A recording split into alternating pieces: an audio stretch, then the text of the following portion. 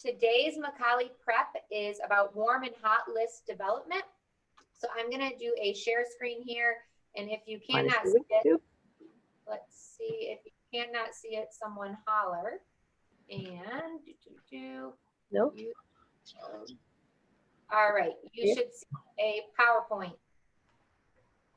Lori, can you give us a thumbs up? Do you see a PowerPoint? Awesome, thanks. All right, perfect. So the reason we're doing this is because we're going back to the basics, the Ninja principles.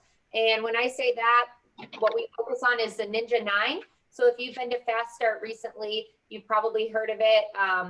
It's super simple, but it makes sense, and there's proven results behind it, which we'll get to on the next slide. So the Ninja 9 is on the PowerPoint now. The two points we're going to focus on today are 4 and 5, focusing on my hot list and focusing on my warm list. So these are designated groups of people within our database. All righty, so the Ninja mindset. There are 15 transactions per year for every 100 households who know me. In addition, every person knows 4 people who will move this year. My mission each day is to discover and help people with those transactions and referrals. So Ninja is all about working your database, not chasing that lead that maybe is never going to call you back or isn't actually looking for a home. No. It's all working your database. If you are not muted, could you please mute yourself? And how do we work our database? Flow. So flow is the frequency of interaction, aka how many touch points do you have a month, a year, a quarter with your family, friends, and past clients. So the stats, I don't know if this is shocking to you guys or not, or if you've maybe heard it before, but the average person, it's actually been updated, knows 12 realtors. So you want to be the realtor of choice. The number went up from 10.2, and we get this number from Ninja Training. So why should you take the time to develop a warm and a hot list? Because it helps you from spinning your wheels of maybe you have a great organized database of 100 people or 150 people, and you're not really sure where to start. Well, this helps you segment your sphere of influence or database. You can highlight what people you should be focusing on, and then also see that transition of getting people from your warm list to your hot list. So that way you have that focused use of time and that intentional use of time. All righty, so this is where I step in a little bit. So the first question there is, well, who should make up your hot list? And before I go even a little bit further, just to note, this is an actual list. I cannot stress enough, Heather cannot stress enough the fact that what we are talking about is an actual cognizable sphere that you have mapped out the person's name, their email address, their address, their birth dates, other pertinent information. And this is a list that you're looking at routinely to see or assess how can you connect with them to see whether or not they may have a need of you or you may have a need of them. So keeping in the flow with them, talking with them, the 4 items that we call FORD, which is family, occupation, recreation, and dreams, because somewhere, silted somewhere away in one of those 4 items, you're going to learn a nugget that may tell you when they're going to turn onto your hot or to your warm list when it comes to the sale or listing of real estate. So first and foremost, it is an actual list. And in preparation for today, Heather and we've been taking a look at what does Ninja say really about this. Went online this morning just to refresh myself again and came across a couple of blogs actually in which folks were adamant to say, you need an actual list that you pick up each and every day, and you should stare at each name for 10, 15 seconds and say, what does Bob need? What does Susie need? And if you have 30, 40 people on that list, 10 people on that list, and you look at each one, it takes maybe 5, 6 minutes to assess, see if there's any needs that you need to reach out to them that day. You can stay connected with them. Okay, so why? Why do we need an actual list? Because otherwise we forget. I try to start each day with a to-do list. Sometimes it comes to be a full page long on my legal pad. It can be overwhelming. But I know I finally experienced it, I think my senior year in college, when I started to forget to go to meetings because I didn't have them listed down. You know what? I need a list of stuff that I need to get done today. Number two, it should be something that you can readily access within 15 seconds, so to speak. So have it in a cognizable location, readily accessible so that you can quickly access it. As I mentioned before, a lot of folks in the Ninja Nation will advocate that it should be an actual physical list. So who's going to make up your hot list? People that you know that want to buy or sell. People who you are assisting with buying or selling. People who know they want to buy or sell. People who want to buy and sell, and they want to buy and sell with you, or they want to buy or sell soon within 90 days or less. Those folks are going to comprise your hot list. Why is it so important to focus on your hot list? Well, number one, we just shared that if you know 12 folks, someone can steer them away. But number two, and I think this is the most critical, Heather, and that is when you are in the throes of your real estate transaction, it is all you can really talk about with your friends. I've got a young couple that I went to college with. They've been searching for a home in Munster for months. And every time we get together every month with them, the first half hour of the conversation is talking about real estate, which is fine. Happy to help them out. But folks who are going through a real estate transaction, 99%, it's the biggest transaction you're going to make in your life. It's all you can talk about. And if they're having a positive transaction, guess what? Your name's going to be praised over beers and wine. If they're having a negative transaction, guess what? Guess who's going to be pulled through the mud? So please recognize the folks that are actively searching whether to buy or sell. It's almost all that they can think about. You're going to be at the top of their mind. So please provide to them that positive experience that they're going to share with others that leads to those leads. Next slide. So how do we maximize that hot list? As we just mentioned, keep in contact with them. See if you can make it a daily positive experience, whether it's a text, free phone call, give them an update, whether it's an email contact that you're sending with them. Get them set up, just some simple ideas, get them set up on HomeSpot or the McColly app, get them set up on a buyer search. I'm surprised sometimes when I talk to agents where they just stay in email communication with them, but don't automatically set them up with a HomeSpot or a buyer search. Forward to them coming to markets, get them in your sphere, figure out what they're looking for, and forward to them, you know, an item or two a day that's in the coming to market to say, hey, Bob and Susie, does this meet your criteria? Or if not, do you know of somebody that might be interested with it? Maybe showcase them in property needed and try it every couple of weeks, you know, if they're slowly entering the market, and show them this is how I'm advocating for you. Bluntly ask them for a referral. Bob and Susie, we've had a really good time. Do you know of anyone else that could use my services that would, you know, enjoy working with me? Who can you use or who can you refer to me that, you know, I might be able to assist?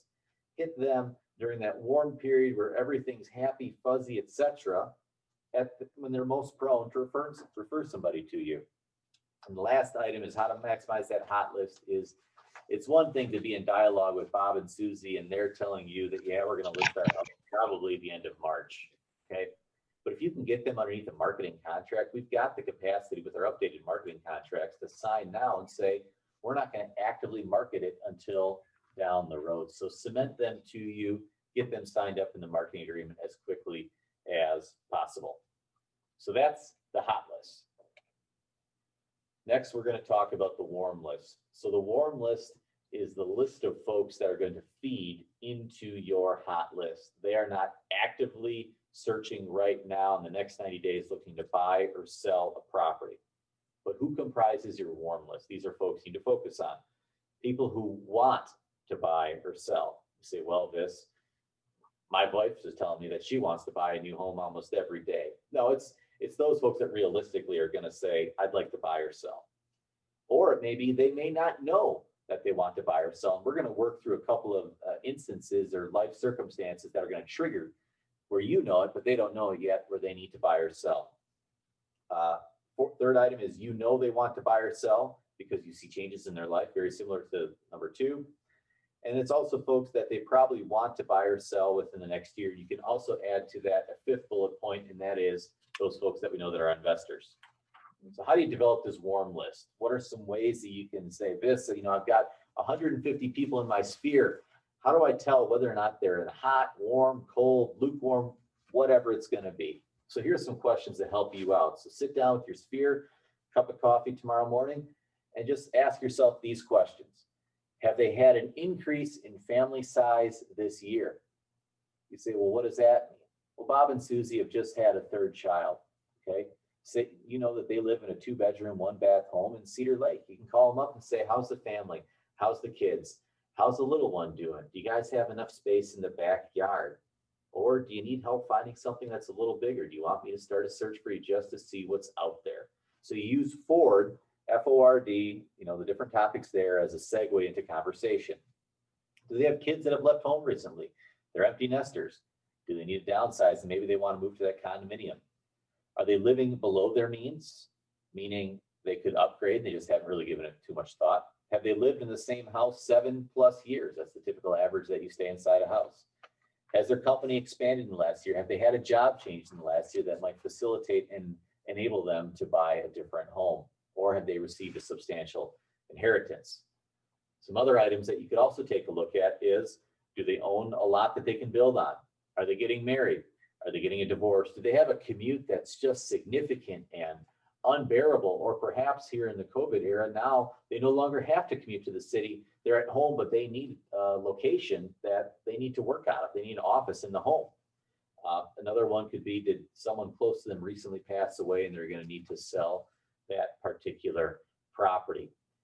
So what you do is you sit down with your warm list and you assess, well, is there a life change that happened to these folks that enables me to have a conversation with them so that it's not so contrived, so to speak, but B, it shows that I'm thinking about them.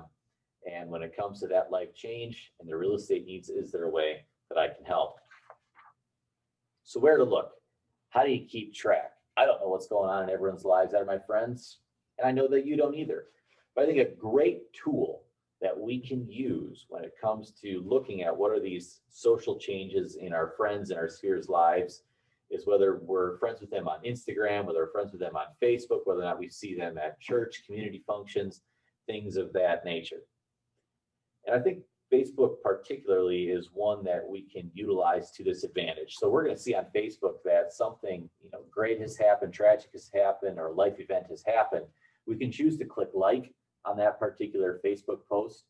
Or I think the better option is to call them up and say, hey, Bob, Susie, it looks like the kids are out of the house. Are you guys still going to live there? Or you want to, downsize to a condominium? So use the information that you glean on Facebook to your advantage. Don't choose to utilize that medium to contact them back, but instead use that information that you've gleaned on that Facebook social medium or other social medium to then contact them. So that's my suggestion as to where you can look. And every day as you're getting up and you're looking at your sphere list, just ask yourself as you quickly skim down that list, is there anyone here that I've recently seen on Facebook, recently heard from a friend, could use a reach out from me in a manner that might trigger them to realize they have need to use my services. So next I'm going to turn it back to Heather, and Heather can share a few ideas as to how to keep track of these folks in your hot and warm list. Yeah, thank you, Nathan. So a couple options, and it's really whatever works for you guys. If you like to have a notebook and you keep notes on what's going on with people, if you like to have a note in your phone, in Moxie Engage, you can actually go into each individual person and there's a note section. So you could put, today's date and, touched base, congratulated them on their new grandkid, or called and, offered my condolences, whatever you want to do. And you can also create calendar invites in Moxie Engage. Or if you're not interested in that, the Google Calendar is super easy and it syncs to Moxie Engage. So it's really transparent. There was a method to our madness. They flow together. So just like if you add someone in your Google contacts, it's going to sync to Engage. And we'll talk a little bit more about Engage and, some auto flow options here on the next slide. Yep. So when do you do it? You say, Vis, when do I have time for this? Well, my wife would say that I have time for it every day. Well, why is that? Well, probably when I wake up in the morning or I'm about to go to bed, I quick flip on my cell phone, A, to check what the weather is going to be, so that I know my chickens are going to be fine in their chicken coop or not. And B, I probably quick give a scan to. I thought you were going to say to know what shoes to wear. No, we don't worry about that. As well as I quick check Facebook to see what's going on in my friends' lives that's out there. And I think just being intentional about the times that we do go on social media, was being intentional about when we do venture out into public, when we have dinner with friends, when we go to church, go to a community function, whatever it is that we're doing with our social lives, asking ourselves, did I learn anything in my conversations with friends that links back to my particular business? But every day, strongly recommend just set aside 15 to 30 minutes to focus on your warm list and on your hot list to see what needs those folks will have. Because again, that positive experience that folks are going through with you translates to their positive sharing with others, which is going to lead to leads back to you. Back to you. Perfect. And it's literally as simple, guys. And I know it's so much easier just to say happy birthday and be one of the 150. But how many of those 12 agents do you think they know that actually sent them a text message or sent them over a $5 Starbucks, little digital gift card, or picked up the phone and said, hey, wanted to wish you a happy birthday. What are your plans this weekend? What are you doing to celebrate? Probably 0 out of the 12. Right. So be the one. So just super simple. It's not rocket science, and we try to keep it simple for you guys because we want it to be doable. We know you're busy. Some auto flow options that we have, and each of these has a video on our McColly Tidbit YouTube channel. Moxie Engage campaigns. They have a super simple neighborhood news campaign that you can set all your people up on. Well, what does this require? It requires you to have those people in an intentional list and have your people into Google Contacts, which syncs to Moxie Engage. And that neighborhood news is a monthly zip code report on what is sold in your area, what's for sale, is the market up, is it down, is inventory up, is it down? There's also the just listed and just sold automatic emails, and that's tied to your MLS number. So Moxie has all that info, and if you set someone up once, every time you get a listing and sell it, your database is going to see that proof of productivity that you're out there doing business. But we don't always have listings. So what can we do? We can use Connect. And even if you do have listings, and you can send a blind carbon copied email saying, here's a coming to market home in Lakes of the Four Seasons, on the lake, call me for details, see it here with me first, because you have that exclusive information.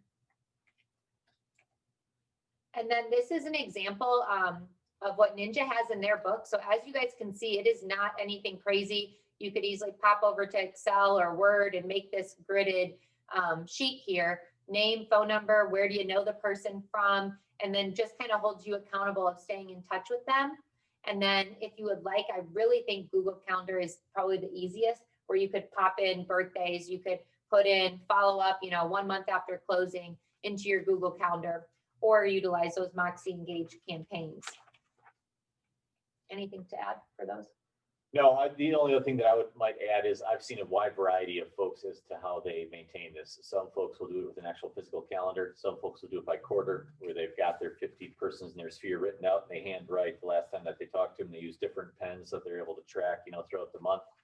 Others I've seen where you've got an Excel spreadsheet and you've got the warm list here, then you've got the hot list in this column, and people move from left to right, from cold to warm to hot, to then you're actively in the transaction.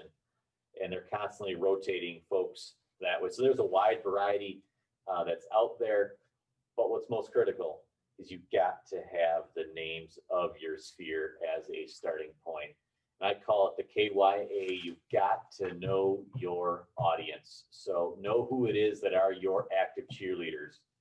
At the end of the day, maybe a lot of fun to take Bob out on, showings, but you've been showing him houses for 3-4 months, and you're probably learning he really doesn't want to buy a house. Okay. So it's a question of your time is really valuable. Who do you spend the majority of your time on? So recognize your warm list, recognize your hot list, recognize stemming from your hot list are going to be those good leads from folks that are having a good experience with you right now. So again, just in conclusion, encourage everyone, get that list developed, segregate them out into warm, hot, look at them every day, figure out how you can reach out to them with something of value to keep in contact with them so they don't go to one of the other 12 realtors that they know. So questions. That brings us to any questions that anyone or even might have. ideas that you guys want to share, because I know there are people who have systems that work for them, or maybe they've tried a system and it didn't work. And I think that's valuable. Like, that's why we do these, so we can share information. Absolutely. And grow. So if you want to unmute yourself, if you have any questions, suggestions of how do you organize your database and be intentional with it. Actually, I'd like to ask a question of Dennis. Dennis, are you still there? Oh, there he is. Let me unmute him. Unless he's still eating his lunch. Let's see. Dennis?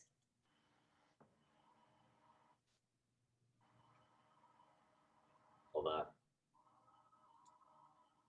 Dennis, you there? There he is. Oh, bottom left, Dennis, to click to unmute. There he is. So Dennis, I'm going to put you on the spot, which is a role reversal here. You know, normally you're the teacher asking the students, right? Yes. So you know a lot of folks. How do you keep your sphere and in the flow with them? What sort of methods do you use? Basically, I have one giant list, and I keep track of who I've responded to and how they've responded back to me. And actually, I have a lot of people set up on automatic prospecting, and I try and keep in touch with them Okay. in that way. Okay. And of course, they think I send them, each of them, the listings individually. So they're always calling me saying, now that listing you sent me yesterday, and then I have to go back and see which listing you're talking about. Right. Gotcha. Well, that's good. Basically, that's what I do. Okay. Anyone else want to share, as Heather suggested, something that you've tried hasn't worked or something that you're using right now and really works well and you suggest others do it too? I sort of agree with Dennis. I mean, I don't have a giant list, but I check every day, like the new listings, and send out what I think somebody might want. But I also have them on auto prospecting as well. So, and that really kind of helps a lot, because if they're not quite ready, you know, something that you send them might just, you know, spark an interest. Yeah. I think one thing that I'd suggest with that, Ruth, is I've had it a couple of times where I've had to help some of our agents out and they were procuring cause in a particular situation. We would come to find out that folks, in addition to working with that particular agent, were working with somebody from a different agency, thinking that they weren't getting the freshest, fastest information possible from us. So they would work with someone else as well. So I think as folks come into your sphere, reminding them about Connect, reminding them about the quick access to information that we do have, reminding them that what's on Zillow can be stale and we get it before Zillow, is really, really critical to inoculate them to come and stick with you versus going somewhere else. And that is if they're a newer recruit, so to speak, and newer to your sphere and not a long-standing member. And I think a good way to do that without overthinking it, and I don't mean to beat a dead horse, but sending those emails to a label. So you can organize a label within Google Contacts and call it your database or your sphere. And you don't need to overthink it. You don't have to have that part segmented into warm and hot, but sending that coming to market email, because even though you know your cousin isn't looking for a home, you don't know that their coworker hasn't been outbidded on 10 homes. And now your cousin says, hey, you know, Ruth sends me these coming to market. So, you know, the new listing is pretty much everyone has it once it's on the MLS. You know, Zillow, realtor.com, those 12 other realtors, they all have it. So really utilizing that, you know, coming to market email, as simple as it is. And I know Jory was on here earlier and she can attest to that because she did it live at an office training and had 3 buyer leads within, you know, a very short amount of time saying, wait, what, you have access to homes before they're on the market? You know, we need that. We're sick of being outbidded. So we've got a question here. Depending on how soon the client wants to buy, when do you send over the buyer agreement? Terry, just for clarification, do you mean the marketing contract for the future listing? Or are you talking a buyer broker agreement? I'll make sure that I answer that correctly. Buyer broker? Yeah. That's a good question. I think the sooner the better, and then just put a longer tail on that particular contract. Just make it for a year. What you can do is just get them signed up, have it as loose of a geographical location as possible, and then just set it up for a year. I've seen some folks, not McColly agents, but try for 5 years. That's completely ridiculous. But 1 year, 6 months, I think is a good time period. And then just make sure you got it diaried up to re-up it that at least enables you to A, to be in your contract and start cementing yourself to them and providing that good experience. From Lisa's phone to everyone, I like neighborhood news. You can see who opens them and if they unsubscribe. And again, what's critical about that is when you're looking at your warm list, when you're looking at your hot list, you want to know who your cheerleaders are when it comes to those folks that are looking at the information you're sending them, they're digesting it. And Lisa, that's such a great comment, because the folks that are actively taking interest, you can reach out to them, talk to them, thank them, see how you can help them out in their business and their lives and turn them into even bigger cheerleaders for you. And you don't have to overthink what zip code you send it to, because when they get their first one, there's a button right at the top that says edit zip code. So let's say you have like so many people and you're overwhelmed, just do maybe the zip code of where you live or your office location. And it's better to get them something from you every month than just crickets. Yep. Any other questions, suggestions? I have to admit, I don't know what Ford stands for other than what I knew in the old day, and I'm sure it doesn't mean the same. So could you tell me what that is? Yeah, fix or repair daily, found on road dead. No, that's That's the ones I know. out of here. No, in the ninja context, it's family, it's occupation, it's recreation, and then the D stands for dreams. So Thank you. you bet. I mean, I could go on with other Ford jokes, but I won't. You're mean. That's all good. All right, well, if no one else has any questions or comments, I think we're good for today, guys. And then stay tuned for the next one. I think we're gonna have a co-host here, so you don't have to hear from Nathan and I again in 2 weeks. So we'll see. Oh, bummer. All right, well, thanks everyone. If you have any ideas, The R is recreation. So what do they like to, do on the weekends? Are they into running, horseback riding, church? I don't know. and then the D for dreams is what do you hope to do someday? And the thought there is, are they looking to expand to a bigger home? Are they looking to expand to the country? Do they want to buy that second home in Michigan, in Tampa, you name it? So just think of in the Ford context, how does that relate to my business?